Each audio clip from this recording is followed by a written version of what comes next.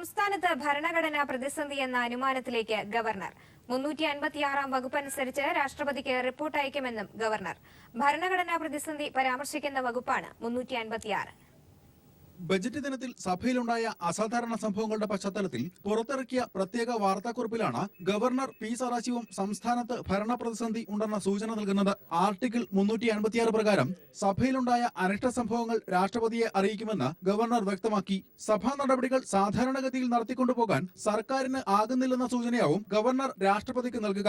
March 31-നകം budget പാസാക്കാൻ governor സർക്കാരിന് നിർദ്ദേശം നൽകി. സഭയിൽ പ്രശ്നമുണ്ടാക്കിയ MLA-മാർക്കെതിരെ നടപടിയെടുക്കാനും വാർത്താക്കുറിപ്പിൽ നിർദ്ദേശിച്ചു.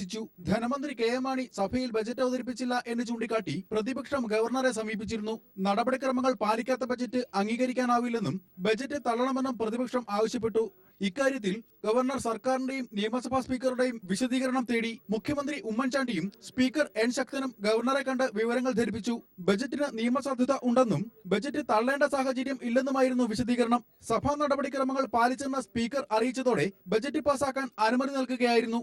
സഭയിലുണ്ടായ സംഭവങ്ങൾ 386 വകുപ്പ് പ്രകാരം രാഷ്ട്രപതിയെ അറിയിക്കാനുള്ള തീരുമാനം അഴിമതി ഭരണത്തിനെതിരായുള്ള താക്കീതാണെന്ന് പ്രതിപക്ഷ നേതാവ് VS അച്യുതാനന്ദൻ പറഞ്ഞു. News bureau, Thiruvananthapuram. ഗവർണറുടെ പ്രസ്താവന സർക്കാരിന്റെ അഴിമതി ഭരണത്തിനെതിരെയുള്ള ശക്തമായ താക്കീതെന്ന് പ്രതിപക്ഷ നേതാവ് VS അച്യുതാനന്ദൻ. 356 വകുപ്പ് പ്രകാരം ഭരണയന്ത്രത്തിന്റെ പരാജയത്തെപ്പറ്റി ഗവർണർക്ക് റിപ്പോർട്ട് അയക്കാനുള്ള സാഹചര്യമുണ്ടെന്ന ഗവർണറുടെ കണ്ടെത്തൽ സർക്കാരിനേറ്റ് കനത്ത തിരിച്ചടിയാണ്. ഈ സാഹചര്യത്തിൽ സർക്കാർ ഉടൻ രാജിവെക്കണമെന്നും VS ആവശ്യപ്പെട്ടു.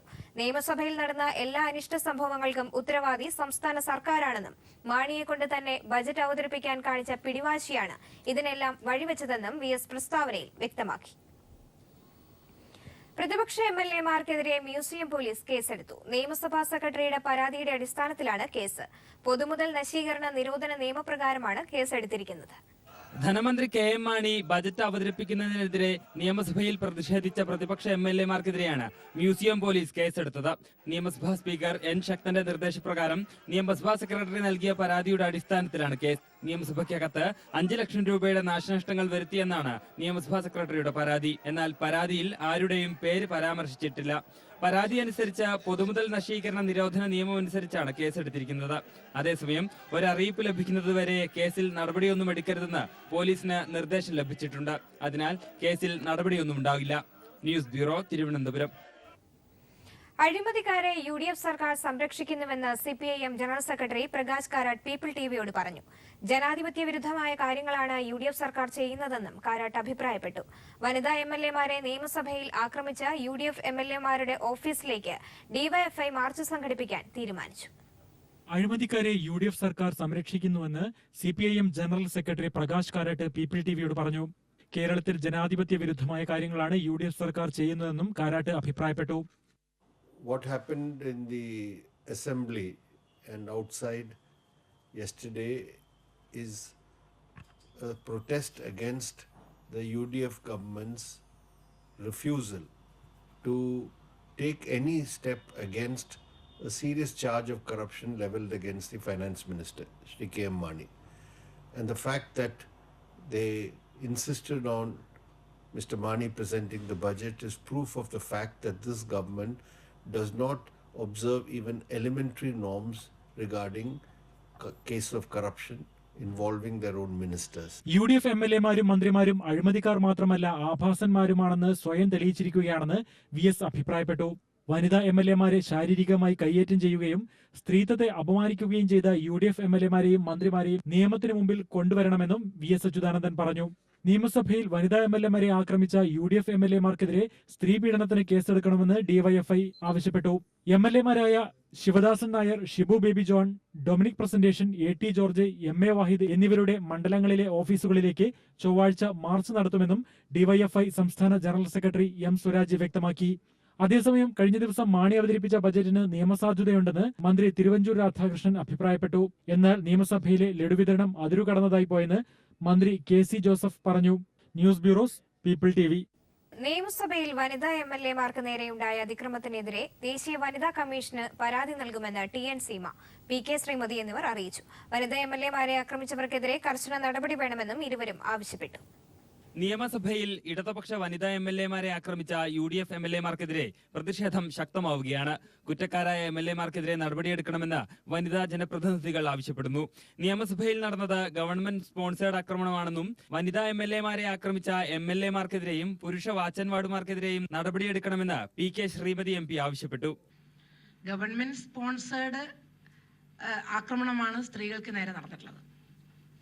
ഗവൺമെന്റ് തന്നെയാണ് ഇതിന് പ്ലാൻ ചെയ്തിട്ടുള്ളത്. ഇല്ലെങ്കിൽ ഗവൺമെന്റിന് ഒരു 25 വനിതാ പോലീസുകാരെ അവിടെ നിർത്താമായിരുന്നു. KC ജോസഫ് സ്ത്രീവിരുദ്ധ പ്രസ്താവന പിൻവലിച്ച് മാപ്പ് പറയണമെന്നും PK ശ്രീമതി പറഞ്ഞു. വനിതാ എംഎൽഎമാർ സ്വയം നിയന്ത്രിക്കണമായിരുന്നുവെന്ന KC ജോസഫിന്റെ പ്രസ്താവന സ്ത്രീകൾ പുച്ഛിച്ചു തള്ളുമെന്ന് TN സീമ MP പറഞ്ഞു. സ്ത്രീകൾക്ക് ലക്ഷ്മണരേഖ ഉണ്ടാക്കാനായിട്ട് കുറെ ആളുകൾ ഇറങ്ങി പുറപ്പെട്ടിട്ടുണ്ട്. അവരുടെ കൂട്ടത്തിലാണ് ശ്രീ KC ജോസഫും വന്ന് നിൽക്കുന്നത്. സ്ത്രീകൾ ഒന്നടങ്കം പുച്ഛിച്ചു തള്ളും. ഇങ്ങനെ സ്ത്രീകൾക്ക് നിയന്ത്രണം ഉണ്ടാക്കാൻ വേണ്ടി ആരും ഇറങ്ങി പുറപ്പെടേണ്ട കാര്യമില്ല. വനിതാ എംഎൽഎമാരെ ആക്രമിച്ചവർക്കെതിരെ നടപടി വേണമെന്നാവശ്യപ്പെട്ട് ദേശീയ വനിതാ കമ്മീഷന് പരാതി നൽകുമെന്നും ഇരുവരും തിരുവനന്തപുരത്ത് നടത്തിയ സംയുക്ത വാർത്താ സമ്മേളനത്തിൽ വ്യക്തമാക്കി. വനിതാ എംഎൽഎമാർക്കെതിരെയുള്ള ആക്രമണം ജനാധിപത്യ വിരുദ്ധമാണെന്ന് ജനാധിപത്യ മഹിളാ അസോസിയേഷൻ നേതാവ് KK ശൈലജ ടീച്ചർ അഭിപ്രായപ്പെട്ടു. മുഖ്യമന്ത്രിയെ സംരക്ഷിക്കാനൊന്നുമല്ല, കരുതി കൂട്ടി വനിതാ എംഎൽഎമാര് പ്രതിഷേധവുമായി വന്നാൽ അവരൊരു പാഠം പഠിപ്പിക്കണമെന്ന് ഇവർ തീരുമാനിച്ച മട്ടാണ് ഇവരുടെ പ്രതികരണം ഉണ്ടായിട്ടുള്ളത്. വനിതകളെ ആക്രമിച്ച എംഎൽഎമാർക്കെതിരെ സ്ത്രീ പീഡനത്തിന് കേസെടുക്കണമെന്ന് V ശിവൻകുട്ടി MLA ആവശ്യപ്പെട്ടു. സ്ത്രീ പീഡനത്തിന് ഈ MLAമാരുടെ പേരിൽ സ്പീക്കർ കേസെടുക്കുന്നതിന് വേണ്ടി പോലീസ് റഫർ ചെയ്യണം. ഇക്കാര്യം ചൂണ്ടിക്കാട്ടി ഗവർണർക്ക് പരാതി നൽകുമെന്നും അദ്ദേഹം വ്യക്തമാക്കി. News bureau, Thiruvananthapuram. ഗവർണർക്കെതിരെ ചീഫ് വിപ്പ് PC ജോർജ്. ആടുകൾ തമ്മിലടിക്കുമ്പോൾ ചോര കുടിക്കുന്ന കുറുക്കന്റെ മനസ്സാണ് ഗവർണർക്കെന്നും രാഷ്ട്രപതി ഭരണം കേരളത്തിൽ നടപ്പാവില്ലെന്നും PC ജോർജ് പറഞ്ഞു. അതേസമയം സംസ്ഥാനത്ത് ഭരണസ്തംഭനമോ 356 വകുപ്പ് പ്രയോഗിക്കേണ്ട സാഹചര്യമോ ഇല്ലെന്ന് KM മാണി പ്രതികരിച്ചു. ഒരു കാരണവശാലും 356 വകുപ്പ് ഉപയോഗിച്ചുള്ള നടപടിക്ക് കേന്ദ്ര ഗവൺമെന്റ് പോയാൽ അതിനെതിരായി എന്ത് ചെയ്യാൻ കഴിയും അത് മുഴുവൻ ചെയ്യാൻ കേരളത്തിലെ ജനങ്ങൾ മുഴുവൻ തയ്യാറാവും എന്നതിൽ ഒരു സംശയം ആർക്കും വേണ്ട. ഈ ഭരണഘടനാ പ്രതിസന്ധി എന്ന് പറയുന്നത് ബഡ്ജറ്റ് പാസ്സായില്ലെങ്കിലല്ലേ? ബഡ്ജറ്റ് പാസ്സാവുമല്ലോ, ബഡ്ജറ്റ് പാസ്സായിരിക്കല്ലേ? അപ്പം അതിനെ സംബന്ധിച്ചിടത്തോളം ഒരു തർക്കവും വേണ്ടല്ലോ. കേരള നിയമസഭ ഗവൺമെന്റിന്റെ ബഡ്ജറ്റ് പാസ്സാവും, ഇത്രയുള്ളൂ കാര്യം. ഹർത്താലിനിടെ അങ്കമാലിയിൽ വൻ സംഘർഷം. LDF പ്രവർത്തകരെ പോലീസ് വളഞ്ഞിട്ട് മർദ്ദിച്ചു. SP-യുടെ നേതൃത്വത്തിലുണ്ടായ പോലീസ് ആക്രമണത്തിൽ നിരവധി പേർക്ക് പരിക്കേറ്റു. സംഭവത്തിൽ SP-ക്കെതിരെ നടപടി വേണമെന്ന് LDF എറണാകുളം ജില്ലാ കമ്മിറ്റി ആവശ്യപ്പെട്ടു. ഇടതുമുന്നണി ആഹ്വാനം ചെയ്ത ഹർത്താലിനോട് അനുഭാവം പ്രകടിപ്പിച്ച് എറണാകുളം ജില്ലയിലെ വിവിധ കേന്ദ്രങ്ങളിൽ LDF പ്രകടനം നടത്തിയിരുന്നു. അങ്കമാലിയിൽ പ്രകടനം നടത്തി പാർട്ടി ഓഫീസിലേക്ക് മടങ്ങാനൊരുങ്ങിയ പ്രവർത്തകർക്ക് നേരെയാണ് റൂറൽ SP യതീഷ് ചന്ദ്ര ആക്രമണം അഴിച്ചുവിട്ടത്. ശക്തിയായ മർദ്ദനത്തെ തുടർന്ന് പാർട്ടി ഓഫീസിലേക്ക് കയറിയ പ്രവർത്തകർക്ക് നേരെ ഹർത്താലുകാരുണ്ടെങ്കിൽ ഇറങ്ങിവാടാ എന്ന് SP ആക്രോശിച്ചു. വിവരം തിരക്കാനായി പാർട്ടി ഓഫീസിൽ നിന്നും ഇറങ്ങി വന്ന Angamaly area secretary advocate KK ഷിബുവിനെയും SP മർദ്ദിച്ചു. മർദ്ദനത്തിൽ ഷിബുവിന്റെ ഇടതുകൈക്ക് സാരമായി പരിക്കേറ്റു. അങ്കമാലി നഗരസഭാ സ്റ്റാൻഡിംഗ് കമ്മിറ്റി ചെയർമാൻ സജി വർഗീസിനെയും SP മർദ്ദിച്ചു. ഇതിനു പുറമെ വഴിയിൽ കണ്ട വൃദ്ധൻ ഉൾപ്പെടെയുള്ളവർക്ക് നേരെയും SP രോഷം തീർത്തു.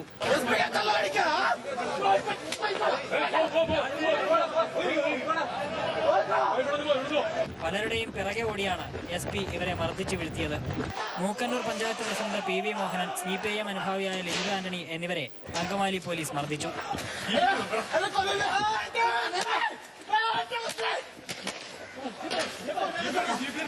സമാധാനപരമായി പ്രകടനം നടത്തിയവർക്ക് നേരെ രൂക്ഷമായി ആക്രമണം നടത്തിയ SP-ക്കെതിരെ നടപടിയെടുക്കണമെന്നും തിങ്കളാഴ്ച അങ്കമാലി പോലീസ് സ്റ്റേഷനിലേക്ക് പ്രതിഷേധ മാർച്ച് നടത്തുമെന്നും CPIM എറണാകുളം ജില്ലാ സെക്രട്ടറി P രാജീവ് പറഞ്ഞു. വടകര റൂറൽ SP ആയിരിക്കെ ഇത്തരത്തിൽ ഹർത്താലിനിടെ CPIM ഓഫീസിൽ കയറി പ്രവർത്തകരെ Yathish Chandra മർദ്ദിച്ചിരുന്നു.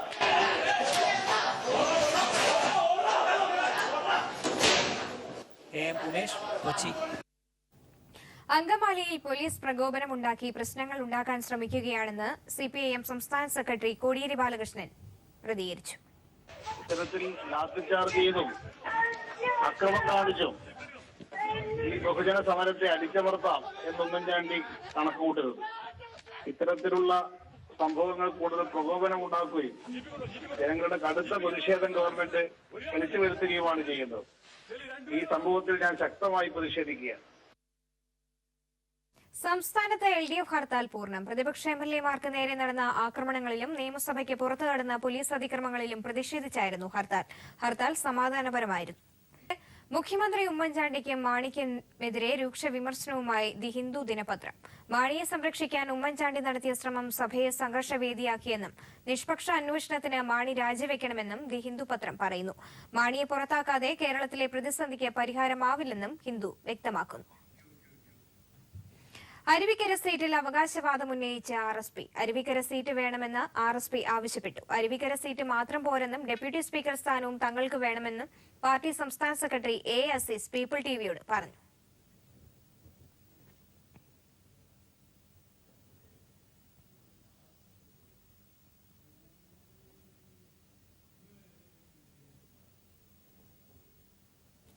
People exclusive. KM മാണിക്കെതിരെ പുതിയ അഴിമതി ആരോപണം. സ്റ്റേറ്റ് പബ്ലിക് പ്രോസിക്യൂട്ടർമാരെ സ്ഥിരപ്പെടുത്താൻ വഴിവിട്ട നീക്കം. പിന്നിൽ കോടികളുടെ അഴിമതിയെന്ന് ആരോപണം. 50 ലക്ഷം രൂപ ഓരോരുത്തരിൽ നിന്നും പിരിക്കാൻ നീക്കം. 150ഓളം പേരാണ് ഈ തസ്തികയിൽ താൽക്കാലികമായി ജോലി ചെയ്യുന്നത്. UDF അനുകൂല പ്രോസിക്യൂട്ടർമാരെയാണ് നിയമിക്കാൻ നീക്കം നടക്കുന്നത്. ഇതുവഴി 75 കോടിയുടെ അഴിമതി വിവരങ്ങളാണ് പുറത്തുവരുന്നത്. ദില്ലി പോലീസിനെതിരെ കോൺഗ്രസ്. രാഹുൽ ഗാന്ധിയെക്കുറിച്ച് ദില്ലി പോലീസ് നടത്തിയ വിവരശേഖരണം വിവാദമാകുന്നു. പോലീസ് നടപടി നിഗൂഢത നിറഞ്ഞതെന്ന് കോൺഗ്രസ്. കൽക്കരി കേസിൽ പ്രതി ചേർക്കാനുള്ള പ്രത്യേക കോടതി ഉത്തരവിനെതിരെ മേൽക്കോടതിയെ സമീപിക്കാൻ മൻമോഹൻ സിംഗിന്റെ തീരുമാനം. കപിൽ സിബലിന്റെ നേതൃത്വത്തിലുള്ള അഭിഭാഷക സംഘത്തെ നിയോഗിച്ചു. സോണിയാഗാന്ധിയുടെ നേതൃത്വത്തിലുള്ള കോൺഗ്രസ് നേതാക്കൾ കഴിഞ്ഞ ദിവസം മൻമോഹന്റെ വീട്ടിലെത്തി പിന്തുണ അറിയിച്ചിരുന്നു. സംസ്ഥാന സർക്കാരിന്റെ ഇത്തവണത്തെ ബജറ്റും നിരാശാജനകമെന്നും നികുതി വെട്ടിപ്പിനെതിരെ യാതൊരു നടപടിയുമില്ലെന്നും Kerala jewellers federation general secretary MP Ahammed പറഞ്ഞു. നികുതി വെട്ടിപ്പ് തടയാൻ അത്യാധുനിക സൗകര്യങ്ങളുണ്ടായിട്ടും അതിന് ഫണ്ട് വിനിയോഗിക്കാതെ സാധാരണക്കാരന്റെ മേൽ സർക്കാർ നികുതി ഭാരം അടിച്ചേൽപ്പിക്കുകയാണെന്നും അദ്ദേഹം പറഞ്ഞു.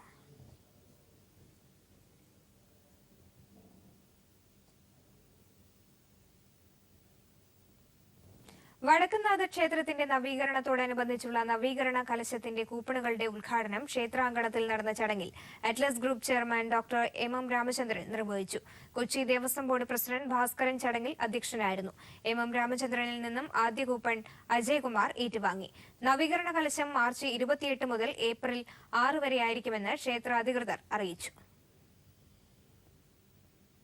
ഷാർജ സാംസ്കാരിക വകുപ്പിന്റെ 2014 ഏറ്റവും മികച്ച അറബ് ഭാഷാ ഗ്രന്ഥത്തിനുള്ള award Kairali TV news and programmes Middle East director EM അഷ്റഫിന്. ഗൾഫിൽ ആദ്യമായിട്ടാണ് അറബ് ഇതര വംശജനായ മാധ്യമപ്രവർത്തകന് ഈ അവാർഡ് ലഭിക്കുന്നത്.